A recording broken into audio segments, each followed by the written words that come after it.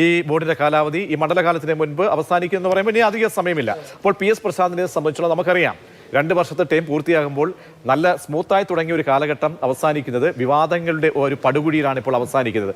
അപ്പോൾ പ്രശാന്തിന് ഈ സ്വർണ്ണപ്പാളി വിവാദവുമായി ബന്ധപ്പെട്ടൊക്കെ നിൽക്കുന്ന ഒരു ഘട്ടത്തിൽ ഈ ദേവസ്വം ബോർഡിന്റെ കാലാവധി നീട്ടി നൽകാൻ സാധ്യതയുണ്ടോ പ്രശാന്ത്?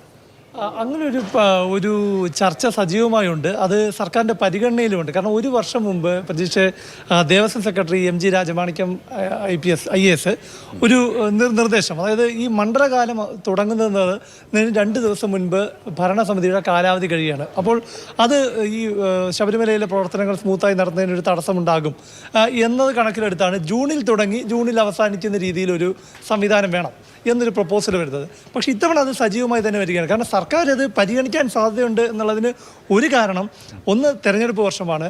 ഈ മണ്ഡലകാലം ഇതുവരെ ഉണ്ടായ പ്രതിസന്ധികൾ, അതായത് അയ്യപ്പ സംഗമത്തിന് ശേഷം വന്ന സ്വർണ്ണപ്പാളി കടത്തലെല്ലാം തന്നെ വലിയ പ്രതിസന്ധി സർക്കാർ ഉണ്ടാക്കിയിട്ടുണ്ട്. അപ്പോൾ ഈ മണ്ഡലകാലം മികച്ച രീതിയിൽ നടത്തി സർക്കാരിന് അത് മാനേജ് ചെയ്യേണ്ടതുണ്ട്.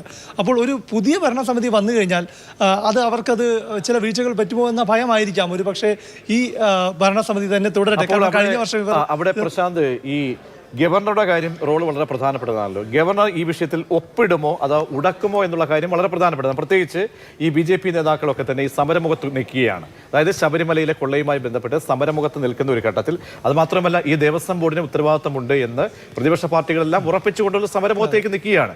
അങ്ങനെ ഒരു ഘട്ടത്തിൽ ഇതേ ഒരു ദേവസ്വം ബോർഡിനെ തന്നെ വീണ്ടും ഭരണം ഏൽപ്പിക്കാൻ അല്ലെങ്കിൽ താൽക്കോൽ തുടർന്ന് ഏൽപ്പിക്കാൻ നിയമപരമായി നോക്കുമ്പോൾ ഗവർണർ തയ്യാറാകുമോ?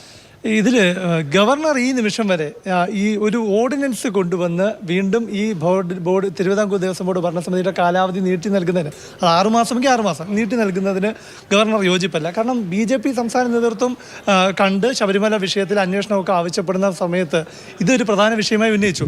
ഇതിനെല്ലാം അപ്പുറത്ത് ഒരു 10 ദിവസം ഒരാഴ്ച ആകുന്നേ ഉള്ളൂ നിയമസഭാ സമ്മേളനം കഴിഞ്ഞിട്ട്. സർക്കാർ എന്തുകൊണ്ട് ഒരു നിയമമായി കൊണ്ടുവന്നില്ല നിയമസഭയിൽ? അത് കഴിഞ്ഞ് നവംബർ മാസം 1-ാം തീയതി പ്രത്യേക സമ്മേളനം ചേർന്നുണ്ട്. അപ്പോൾ ഒരു സഭാ സമ്മേളനം നടക്കുന്നുണ്ട്, അതിനിടയ്ക്ക് ഒരു ഓർഡിനൻസ് കൊണ്ടുവരാൻ സർക്കാരിന് സാധിക്കുക. ഇനി അത് കഴിഞ്ഞ് ഈ ഒരു 15 ദിവസത്തെ ഗ്യാപ്പിനിടയിൽ വേണം സർക്കാർ ഓർഡിനൻസ് കൊണ്ടുവരണമെങ്കിൽ തന്നെ ചെയ്യുക. ഇതിൽ ഏറ്റവും പ്രധാനം ചർച്ച ചെയ്യപ്പെട്ട വിഷയം അതല്ല.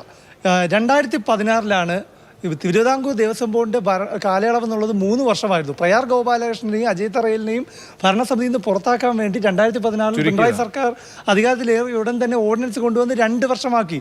2007 G. സുധാകരൻ്റെ കാലഘട്ടത്തിൽ 4 വർഷമായിരുന്നത് 2 വർഷമാക്കി. ഉമ്മൻചാണ്ടി സർക്കാർ വന്നപ്പോൾ അത് 3 വർഷമാക്കി. പിണറായി സർക്കാർ വന്നപ്പോൾ അത് 2 വർഷമാക്കി. അപ്പോൾ ഈ 10 വർഷവും ഈ രീതിയിൽ തന്നെയാണ്. മണ്ഡലകാലത്തിന് 2 ദിവസം മുൻപ് തന്നെയാണ് ബോർഡിൻ്റെ കാലാവധി കഴിയുന്നത്. അപ്പോൾ അത് ആ രീതിയിൽ തന്നെയാണ് നടന്നു പോയിട്ടുള്ളത്. ദേവസ്വം ബോർഡ് ബീറ്റ് കൈകാര്യം ചെയ്തുകൊണ്ട് ചോദിക്കുകയാണ്, കാരണം സാധ്യത കൂടുതൽ ഏതിനാണ്? സാധ്യത കൂടുതൽ ഒരു ഓർഡിനൻസ് കൊണ്ടുവന്ന് ഒരു കാലാവധി നീട്ടുക അത്ര എളുപ്പമല്ല. കാരണം ഹിന്ദു റിലീജിയസ് ഇൻസ്റ്റിറ്റ്യൂഷൻ ആക്ടിൽ ഭേദഗതി വരുത്തണം. നിലവിലുള്ള ഭരണസമിതി 2 വർഷമാണ്. ആ ഭരണസമിതിക്ക് തുടരാൻ നിയമപരമായി കഴിയില്ല. ആ ഭരണസമിതിയുടെ കാലാവധി എക്സ്റ്റെൻഡ് ചെയ്യാൻ കഴിയില്ല. ഇത് രണ്ടാണെങ്കിലും നിയമ ഭേദഗതി വേണം. നിയമനിർമ്മാണമല്ല സാധ്യമല്ലാത്തതുകൊണ്ട് തന്നെ ഓർഡിനൻസ് കൊണ്ടുവരും. ഓർഡിനൻസ് കൊണ്ടുവരുമ്പോൾ സർക്കാരിന് അത് ഗവർണറെ കൊണ്ട് ഒപ്പിടിക്കാൻ സാധിച്ചാൽ ഈ കാലാവധി കഴിയും മുമ്പ് അവരുടെ കാലാവധി നീട്ടാം. അതും കാലാവധി കഴിയുന്ന നവംബർ 14 മുൻപ് ഈ ഓർഡിനൻസ് വരികയും ഓർഡിനൻസിൽ ഗവർണർ ഒപ്പിടുകയും വേണം. അത് അത്ര എളുപ്പമുള്ള കാര്യമാണെന്ന് തോന്നില്ല. കാരണം ഒരു കാര്യം കൂടി ചോദിക്കട്ടെ പ്രശാന്ത്, PS പ്രശാന്ത് സർക്കാരിന് ഓക്കെയാണോ?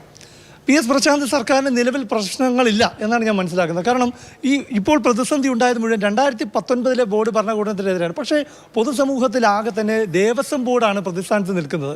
അപ്പോൾ PS പ്രശാന്തിൻ്റെ ഭരണസമിതിക്ക് വന്ന വീഴ്ച എന്താണ്? ഇത്തവണ ദ്വാരപാലക ശില്പം അഴിച്ചു കൊടുത്തപ്പോൾ അത് ഹൈക്കോടതി നിയോഗിച്ച സ്പെഷ്യൽ കമ്മീഷണറെ അറിയിച്ചില്ല എന്നുള്ള വലിയ വീഴ്ചയാണ്. ആ വിഷയമാണ് നിലനിൽക്കുന്നത്. കഴിഞ്ഞ തവണ മണ്ഡലകാലം മികച്ച രീതിയിൽ മാനേജ് ചെയ്തു എന്നതൊക്കെ പ്രശാന്തിന് അനുകൂല ഘടകമാണ്. അപ്പോഴും സർക്കാർ തീരുമാനിക്കുന്നത് ഒരു പുതിയ ഫേസ് വരട്ടെ. ഇപ്പോൾ ഒരുപാട് ചില സമുദായ സംഘടനാ നേതാക്കളുടെ പേരൊക്കെ ദേവസ്വം ബോർഡ് പ്രസിഡന്റ് സ്ഥാനത്തേക്കൊക്കെ പരിഗണിച്ചു. അവരെയൊക്കെ നമ്മൾ വിളിച്ച് പേരുകൾ മുഖമ്മിനിക്ക് ലാസ്റ്റ് ടൈമിൽ ഒരു അപ്രതീക്ഷിതമായിട്ട് തന്നെ ഈ വിവാദങ്ങൾക്കിടെ ഒരു പുതിയൊരു മുഖത്തെ അല്ലെങ്കിൽ നമ്മൾ പ്രതീക്ഷിക്കാതെ അപ്പുറത്തേക്ക് ആദരണീയരായ വ്യക്തിത്വങ്ങളെ മറ്റുമൊക്കെ ഫീൽഡ് ചെയ്യിച്ച് അല്ലെങ്കിൽ പുറത്തേക്ക് കൊണ്ടുവരാനുള്ള ഒരു നീക്കം സർക്കാർ മുതിരുമോതിന്. അതായത് ഒരു പ്രമുഖ ഒരു സമുദായ സംഘടനാ നേതാവിൻ്റെ പേര് കേട്ടു. അപ്പോൾ പ്രസിഡന്റ് സ്ഥാനത്തേക്ക് പരിഗണിച്ചു. അപ്പോൾ അദ്ദേഹത്തോട് നമ്മൾ സംസാരിച്ചു. സംസാരിച്ചു. ഞാൻ NSSന്റെ ഒരു നേതാവിനോടാണ് സംസാരിച്ചത് കേട്ടോ. അപ്പോൾ ഈ ഞങ്ങളില്ല അറിയില്ല എന്ന് പറഞ്ഞ് അദ്ദേഹം അതിൽ നിന്ന് ഒഴിവാകുകയാണ് ചെയ്തത്.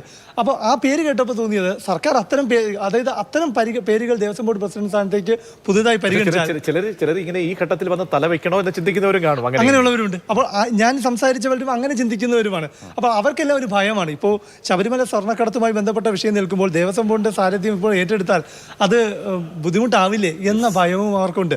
അപ്പോൾ സർക്കാരിനെ സംബന്ധിച്ച് ഒരു മുഖമിനുക്കൽ വേണം. ഒരു പുതിയൊരാളെ ഇത് ഏൽപ്പിച്ച് കഴിഞ്ഞതെല്ലാം മറന്ന് പുതിയ നേതൃത്വം ഇത് നയിക്കട്ടെ എന്നുള്ള രീതിയിലേക്ക് പോവുകയാണെങ്കിൽ LDF എന്തായാലും LDFിലൊരു ചർച്ച വേണ്ടി വരും, നയപരമായ തീരുമാനമാണ്. കാരണം 2 വർഷം കാലാവധിയുള്ള ബോർഡിന്റെ കാലാവധി നീട്ടുകയാണെങ്കിലും അത് 4 വർഷമാക്കണമെങ്കിൽ 2 വർഷം മറ്റ് മുന്നണികളുടെ കൂടി ഭാഗവാക്കായി വരുന്ന ഒരു ഘട്ടമാണ്. അപ്പോൾ എന്തായാലും സർക്കാരിനെ സംബന്ധിച്ചോളം നമ്മൾ ഈ PS പ്രശാന്തിന് നിലവിലെ പ്രസിഡന്റിന് ദേവസ്വം ബോർഡിന്റെ കാലാവധി നീട്ടി നൽകുമോ? സർക്കാരിന്റെ അധികാരമാണ്, അതെല്ലാം മറ്റൊരു തീരുമാനമെടുക്കാനുള്ള ഒരു ചോയ്സ് സർക്കാരിനെ സംബന്ധിച്ചുള്ളതുണ്ട്. അവിടെയും ഈ പറഞ്ഞ ചില നിയമപരമായിട്ടുള്ള ചുറ്റുവട്ടങ്ങൾ അത് പാലിക്കപ്പെടേണ്ടതുണ്ട്. അവിടെയാണ് ഗവർണർ റോൾ കൂടി ഈ ചിത്രത്തിലേക്ക് വരുന്നത് എന്നുള്ളതാണ് വിശദവിവരങ്ങളാണ് പ്രശാന്ത് കൃഷ്ണ നൽകിയത്.